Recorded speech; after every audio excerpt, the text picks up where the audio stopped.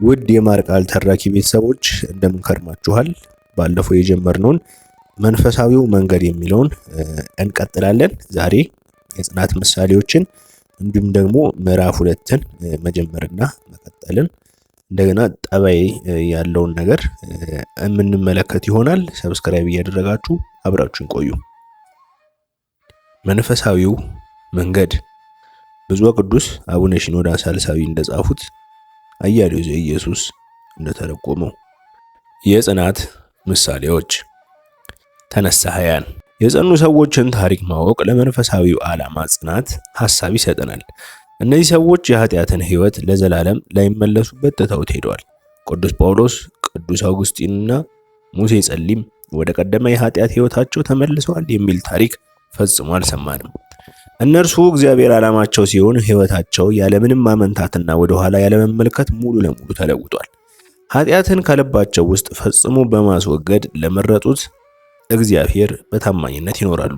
እነርሱ ልክ ነቀርሳን ከሰውነት ውስጥ ሙሉ ለሙሉ እንደሚያስወግድ የቀዶ ጥገና ሐኪም ናቸው። ይህ ሐኪም ነቀርሳውን ሙሉ ለሙሉ ሳያስወግድ የአንዲት ጠጉር መጠን ያህል እንኳን ካስቀረ ነቀርሳው ከቀድሞ በከፋ ሁኔታ ተመልሶ ያድጋል። ንስሐ ገብቻለሁ እያለ ተመልሶ በኃጢአት መውደቁን በተደጋጋሚ የሚቀጥል ሰው ዓላማው በዓይኑ ፊት ግልጽ ስላልሆነ እርሱን ንስሐ ገብቷል ማለት ይከብዳል። ንስሐ ከጥቂት ቆይታ በኋላ የሚመለሱበት የኃጢአት እረፍት አይደለም። ከኃጢአት ጋር የሚኖር ማንኛውም አይነት ግንኙነት ለእግዚአብሔር ከልብ በሚሰማ ፍቅር ለአንዴና ለመጨረሻ ጊዜ የሚወገድበት መንገድ እንጂ። ከቅዱሳን መካከል የሆነ አንድ ሰው ንስሐ የሚለውን ቃል ምኞትን በናፍቆት የሚለውጥ በማለት ተርጉሞታል። በዚህ መሰረት ሰው ለዓለም የነበረው ምኞት በንስሐ ተለውጦ ከእግዚአብሔር ጋር ለመኖር በሚደረግ ናፍቆት ይተካል ማለት ነው። የሰውየው ዓላማ ይህ ናፍቆት ይሆናል ማለት ነው። በዚህ መስመር ውስጥ የሚያልፉ ኃጢአተኞች በመጨረሻ የሚቀየሩት ተነሳሃያን ሆኖ ብቻ ሳይሆን ቅዱሳንም ጭምር ሆኖ ነው። እነዚህ ሰዎች በጉዟቸው ውስጥ የሚራመዱት በዚህ ቁጥር የመፍትሄ ሐሳብ ስለሆነ በወንጌል የተጻፈውን የጌታ ቃል ተግባራዊ ያደርጋሉ። ቀኝ ዓይንህም ብታሰናክልህ አውጥተህ ካንተ ጣላት፣ ሙሉ ሰውነትህ በገሃነም ከሚጣል ይልቅ ከአካላትህ አንድ ቢጠፋ ይሻልሃልና እንዳለ። ሰማዕታት። ሌላው ለመንፈሳዊ ዓላማ ጽናት ምሳሌ የሚሆነን የሰማዕታት ጠባይ ነው። የእነርሱ ብቸኛ ዓላማ እግዚአብሔርና ከእርሱ ጋር በዘላለማዊ ደስታ ውስጥ የሚኖረው ሕይወታቸው ነው። እነርሱ ፈተናንና ግርፋትን በመቀበል እስከ ሞት ድረስ የተከተሉት በዚህ ምክንያት ነው። ይህን ያደርጉ ዘንድ ከእግዚአብሔር ጋር ያለው ልባቸውን ማንም ከእርሱ ለይቶ ሊወስድ አልቻለም። ይህን አስመልክቶ ቅዱስ ጳውሎስ እንዲህ ብሏል። ከክርስቶስ ፍቅር ማን ይለየናል? መከራ ወይስ ጭንቀት ወይስ ስደት ወይስ ረሃብ ወይስ ራቁትነት ወይስ ፍርሃት ወይስ ሰይፍ ነው ብሏል። ኃይላትም ቢሆኑ ከፍታም ቢሆን ዝቅታም ቢሆን ልዩ ፍጥረትም ቢሆን በክርስቶስ ኢየሱስ ጌታችን ካለ ከእግዚአብሔር ፍቅር ሊለየን እንደማይችል ተረድቻለሁ እንዳለ። መለኮታዊ ጥሪ።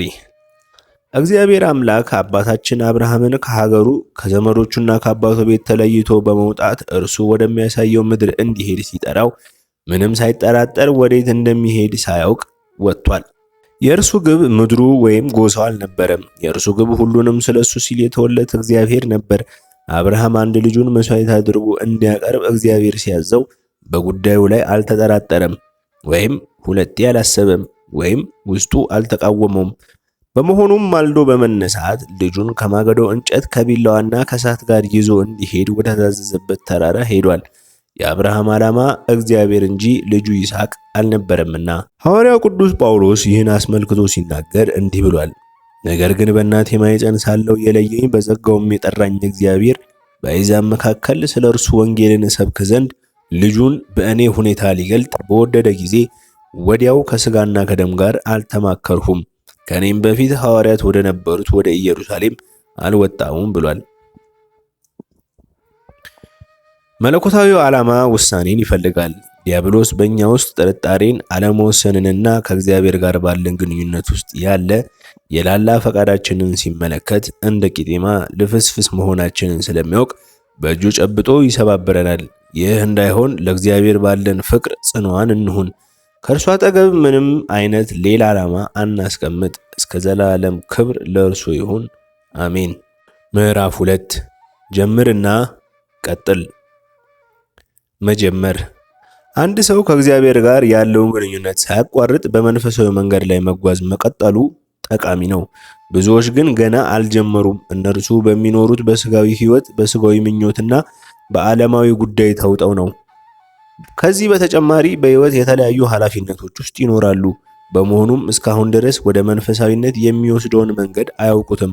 ስለ እርሱም ለማሰብ ጊዜ ወስደው አያውቁም። እነርሱ ያሉት መግቢያ መውጫው በማይታወቅ ጥልፍልፍ መተላለፊያ ወይም በባዶ ሽክርክሪት ወይም ራስን በመሳት ውስጥ ስለሆነ የዘላለማዊ ሕይወት ግንዛቤ የአእምሯቸውን ጎዳና አቋርጦ አያውቅም።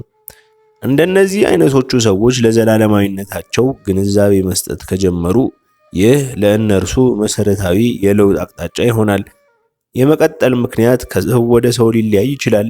አንድ ሰው በስብከት ወይም በመጽሐፍ ወይም አራያ በሚሆን መልካም ምሳሌ ወይም በመንፈሳዊ ሰው ሊለወጥ ይችላል። የመጀመሪያው መነሻ ነጥብ ለአንድ አጋጣሚ በሚወስድ እርምጃ ወይም ጥፋት ወይም ሕመም ወይም በሚወዱት ሰው ሞት ወይም ደግሞ ሕሊናን አንቅቶ ወደ እግዚአብሔር በሚመራ የጸጋ ሥራ ሊሆን ይችላል። ከፍተኛ ምኞት ያለው መንፈሳዊ ሰው ከእግዚአብሔር ጋር ስለሚኖረው ዋዛ ፈዛዛ የሌለበት ግንኙነት የሚያስበው በሆነ አጋጣሚ ሊሆን ይችላል። ለምሳሌ አዲስ ዓመት እንደጀመረ ወይም የሕይወቱን አዲስ ዓመት ከመጀመሩ በፊት ወይም በሆነ አንድ የግል ጉዳይ ሊሆን ይችላል። በዚህ ጊዜ ከራሱ ጋር ብቻ ቁጭ ብሎ መንፈሳዊ መንገድ ለመጀመር ይወስናል። ይህም መንፈሳዊ መንገድ ከእግዚአብሔር ጋር በሚደረግ ግንኙነት ውስጥ ይበልጥ አዲስ፣ ጥብቅና ንቁ ይሆናል። በመሆኑም ለመጀመር ጸጋ ምክንያት ሊሆን ይችላል ማለት ነው። በዚህ ጊዜ ውስጥ በሰውየው ዘንድ ከፍተኛ ቅናት፣ መንፈሳዊ መቃጠልና መወሰን ስለሚኖር በዚህ አይነት ሁኔታ ለጥቂት ቀናት ሊቀጥል ይችላል። በእርግጥ ጊዜው ሊራዘም ይችላል። ይሁን እንጂ ሰውየው በቆይታ ግዴለሽ ወይም ወደ ነበረበት የሚመለስ ወይም የጀመረውን ከመቀጠል የሚታቀብና የቀደመ ፍቅሩን የሚተው ይሆናል። ስለሆነም ዋናው ቁም ነገር መጀመር ብቻ ሳይሆን ሳያቋርጡ መቀጠልም ነው። መቀጠል አስፈላጊ ነገር ነው። የንስሐ ሕይወትን ተግባራዊ የሚያደርጉና ቅዱስ ቁርባን የሚቀበሉ ሰዎች አሉ። እነዚህ ሰዎች ቅዱስ ቁርባን በሚቀበሉበት ቀን በግሩም መንፈሳዊ ሁኔታ ውስጥ ስለሚሆኑ የንስሐ ሕይወትን በጉጉትና በብርታት እንደ አዲስ ይጀምሩታል። የሚያሳዝነው ግን በዚሁ አይቀጥሉም። እንዲያውም ከጥቂት ቀናት በኋላ ንስሐ ከመግባታቸው በፊት ወደ ነበሩበት የቀደመ ሁኔታቸው ይመለሳሉ። ችግሩ በንስሐ መቀጠል አለመቻል ነው። ለአንድ ሰው አንድ ሙሉ ቀን በቅድስና መኖር በጣም ቀላል ነው። ይሁን እንጂ በዚሁ አይቀጥልም። አንድ ሰው በምናኔ ውስጥ የሚደረጉ መንፈሳዊ ልምምዶችን ሊጀምር ይችላል። ለምሳሌ ከአንደበት ስህተት ለመቆጠብ ራሴን ዝም ማለት አለማምዳለሁ ይላል። ለአንድ ወይም ለሁለት ቀን ምንም ሳይሳሳት በዝምታ ውስጥ ይቆያል። ይሁን እንጂ ይህ ልምምዱን ሊቀጥል አይችልም። መጀመር መልካም ቢሆንም ዋናው ቁም ነገር ያለው መቀጠሉ ላይ ነው። እስኪ እዚህ ላይ ሐዋርያው ቅዱስ ጴጥሮስን ምሳሌ አድርገን እንውሰድ። እርሱ በአንድ ወቅት ለጌታው ቀናኢ ስለነበር ሁሉም ባንተ ቢሰናከሉ እኔ ከቶ አልሰናከልም ብሏል። እነዚህ ቃላት ድንቅ ናቸው። በእርግጥ ጴጥሮስ ይህን ከተናገረ በኋላ ከጌታው ጋር መራመድ ብቻ ሳይሆን ስለ ጌታ ቅናት የሊቀ ካህናቱን ባሪያ ጆሮ በቅናት ቆርጦ ጥሏል።